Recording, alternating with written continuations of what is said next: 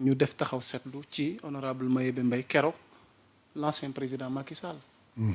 Lors de son audition foofu ca Nations Unies. parce que nag mi ngi séntu fauteuil secrétariat général des Nations Unies. waxoon nañ ci waaye bi yoon gannaaw audition bi tey sa appréciation. Bon, audition bi très honnêtement je n'ai pas suivi. Pourquoi? J'étais à l'Assemblée nationale, on est à l'audition des ministres. waaw mais après. Non, après je ne m'écoute pas. ok Pour man. waaw c'est du cinéma.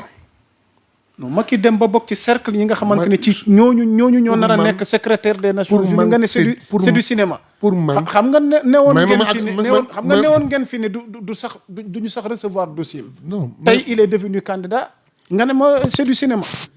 tu sais pourquoi. ah ok pourquoi. les Nations Unies. oui. bi xam li xew ci àddina bi yëpp à la minute près. oui. ñu xam li xew Sénégal. waaw ci coupolam. waaw de 2021 à 2024. waaw. il pense pouvoir faire de Macky Sall le secrétaire général des Nations Unies. oui. kon dootul nekk. mënul nekk. non dootul nekk les Nations Unies. quelques Nations Unies lay doon. mais dootul nekk des Nations Unies. pourquoi loolu honorable Mayebe Mbaye. mais avec ce qui se passe. pourquoi nga bëgg a jàpp ni Macky Sall warut a mën a doon. mais secrétaire des des plaintes Nations sont Unies partout ba en France des plaintes sont là-bas. des plaintes ñu ngi ce pays. mais aucune plainte n'est actée.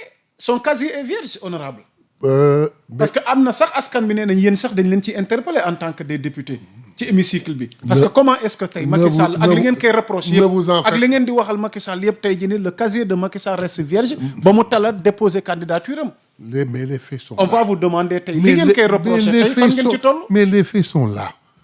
xam nga li ma jaaxal. oui. presse sénégalaise rek mooy douter mais la presse mondiale boo leen dégg ñuy wax. amul koo ciy dégg mu yor te du def référence ce qui s'est passé en 2021 2023 2024. ñun presse Sénégal ñoo fa nekk daal di kii mais man sama xalaat moom jéggi naa Macky. man je vais aux Nations Unies. qui a constaté du tout au départ. oui. les États-Unis ont parlé en ces périodes. ils ont critiqué.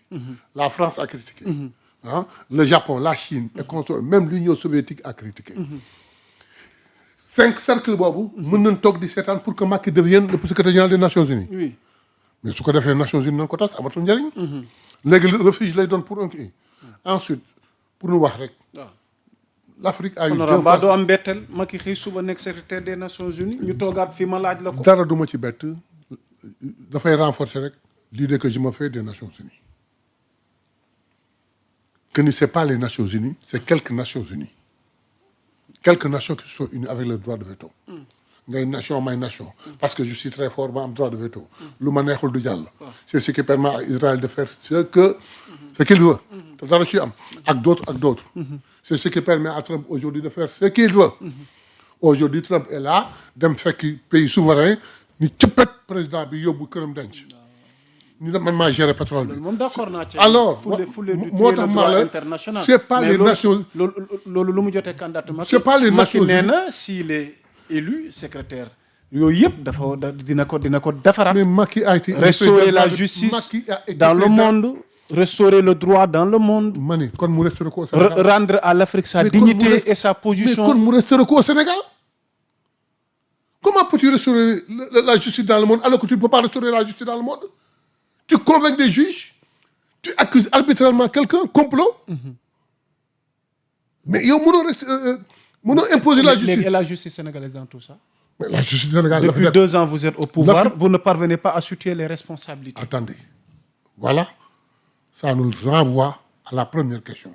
ok je vous renvoie cette question. ça fait partie. waaw. de ce qui a créé la distance politique entre le PM et le PR. ah bon. ah oui. réduction des comptes sérieusement justice pour les martyrs fonds politique et consorts. Maintenant pour revenir à notre sujet. ok. automatiquement après son élection. dafa yóbbu assise de justice. tout le monde a dit ah oui. alhamdulilah ñu pare mu woo ay experts yu toog tëggal ko liggéeyal ko defal ko rapport jox ko. ñu ne ah oui ba ñun ñi bëggoon def benn proposition de loi sax son discours du 31 décembre a fait que ñu ne ah kon nag nañ toog xaar parce que mooy kilifa gi te wax na ko. il donne un délai le premier trimestre. tey jii on est au 4e mois mi ngi jeex dans quelques jours dans 6 jours. gisuñu dara. la fi nekkoon dara jógu fi dara changé wu ci. pour revenir à Macky qui n'est pas parvenu. et Macky boo xam ni moom la PDS fii taxaw wax ni dafa convaincre ay juges. yow mënoo imposer la justice dans ton pays nga naan da nga imposer la justice dans le monde. Prenons un exemple très simple. Pour dire que Macky xamul sax kii Macky pour les LGBT. waaw. Quelle était sa position. aujourd'hui tant que mu nekk président góor jigéen nu ma sa dagan ci réew mi loolu la waxoon. bi mu fi nekk. ce qui dit que ce qui dit que il le dit pour sauvegarder son règne. Okay. Mais après son règne quelqu'un d'autre se débrouille. Heureusement que le quelqu'un d'autre là il est venu et nous l'avons éradiqué. Mais moom dafa ragaloon xamuloo dafa ni nous ne sommes pas prêts. Nous ne sommes pas prêts. waxin la bu rafet boo xam ne dafa doon daw. Et puis seetloo benn mbir. Quand on votait cette loi. waa këram voté wuñ ko. C'est pour ne pas souiller sa candidature. Pour que ñu wax que même son parti a voté cette loi-là. Ils ont dit qu'ils vont s'abstenir. Ak tout de tas de choses. Macky ne peut et ne sera pas le secrétaire général des Nations Unies. Honorable, vous restez catégorique dans vos Très propos. catégorique, fermement. Macky ne peut pas et ne sera pas. Kon les grands défis du monde actuel Macky daf mënu ko ko attanu sa défi Sénégal. Sénégal lu mu def yàq suñu réew. Il nous ramène au 4e sous-sol. Il nous cache une dette de 6 000 et quelques milliards. mais la dette Bien vient d'être détrument alignée parti. la dette vient d'être alignée récemment yéen ak FMI léegi dëppoo ngeen. actualité boobu tam war nga ci ñëw après. mais lu leer la ban koy wax nit ñi di yuuxu ak di rey seen bopp. anamu tey aligné wu na FMI aligné wu na. mais nag doo ma ne nag da ngeen di accepter après nag loxo FMI. ndax FMI ndax def ngeen ñaari at te soxlawu leen FMI nag. non attendez honorable waaw. déedéet attendez. waaw kon leer la. il faut ñu dem ci historique bi. bi ñu faloo. même pas 2 mois après. le FMI est venu pour que ñu continuer le programme bi fi nekkoon. ok ñu ne ko déedéet ñun dañ fi gis lu ñu jaaxal. xaaral ñu xam ne fu ñu jëm. ba ñu xoolee ñu gis lux mbóot boo xam ne kenn xamul nu mu toll. ñu wax ko. ñoom ñu mer. mu wedd ko Macky. Macky weddi. ñeneen weddi. nee na ñeneen mënta weddi. nekk aucune dette ñu ni cachée bon moom mënta nekk. Macky def. ñun ñoo gis. FMI seede te nanguwul seede. waaw xaaral ñu dem wut expert indépendant. Mozart ñëw wax lu wér a wér. FMI mënutul def gannaaw. mais ginnaaw Mozart les gens oublient qu'il y a un démissionnaire du FMI qui est aux États-Unis qui a dit que malversation yu mel ni dafay mas a am sous couverture du FMI. Pour revenir à Ousmane Sonko et sa force. Sa dernière sortie à l'Assemblée nationale. waaw Il dit lii mënta am te FMI yónni ils sont complices. loolu la dégénéré. Ils ont dit affaire bi àgg na foo xam ne waa ji lu wax def ko. léegi nag xaaral ñu toog waxtaan ak ñoom. ñu wax ba aligné dette bi. mais pendant ce temps-là. ah yow. dette boo xam ne jàpp leen kenn. non attendez jàppaguñu kenn. enquête sax dafa amagul enquête sax amagul. li wóor ba wóor mooy. waaw yow ngay institution financière. ma accordé leen sax ni waa ji dañ leen nax. ñu constaté que wane ko. les kits de notation là. mais au lieu d'encourager et de dire pour une fois dans le monde. un pays moo toog daan ni lii baaxul dootuma ci dem.